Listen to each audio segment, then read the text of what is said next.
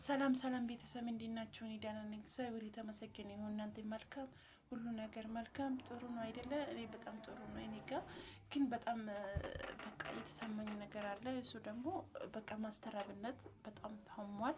እባካችሁ የኢትዮጵያ ሕዝብ እባካችሁ በጸሎት በቃ ጸሎት አድርጉለት። ክርስቲያን በክርስቲያን፣ ጴንጤ በጴንጤ፣ ሙስሊም በሙስሊም ማለት ነው። እባካችሁ ፈጣሪ ጎን ይሁን እያላችሁ ፈጣሪ ለምኑለት። እና ይህን ቪዲዮ ደግሞ ለሁሉም ሰው አደርሶልኝ የእውነት ለመናገር ማስተራብነት እየታመመበት ለእኔ ቢሆን ደስ ይለኛል። ምክንያቱም እሱ ለብዙ ሰዎች ደራሽ ነው። ለብዙ ሰዎች በቃ አለ አይደለ ማለት የምር ስለሱ መናገር በጣም ነው የሚከብደኝና በቃ እኔ እንጃ በቃ ቃላት በሙሉ አጽሮኛል ማለት ነው።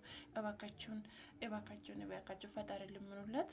ፈጣሪ ደግሞ እንደሚደርስለት 100% እምነት አለኝ ማለት ነው። ሁሉም ነገር ከፈጣሪ እጅ ስለሆነ ማለት ነው። እና ማለት ነው ኢትዮጵያ ውስጥ መታከም ካልቻለ ወደ ውጭ ሄዶ እንደሚታከም የሚያሳክም አካል ጋር እንደሚደርስ አድርጎልን እባካችሁን የእሱን ህመም በቃ እስካሁን ግን ህመሙ አልታወቀም ይመስለኛል። በቃ የምሬ ነው። ሆዴ ነክቶኛል፣ እኔ ልቤ ነክቶኛል። እዚህ ታይም ሊሆን የሚችል ነገር ቢሆን በቃ እኔ እንጃ ምን እንደማደርግ አላውቅም። በጣም ነው የተሰማኝና እባካችን የኢትዮጵያ ሕዝብ በጸሎት አድርጉለት። ከቻላችሁ ደግሞ ወደ ውጭ ሄደው እንደሚታከም አድርጉለት።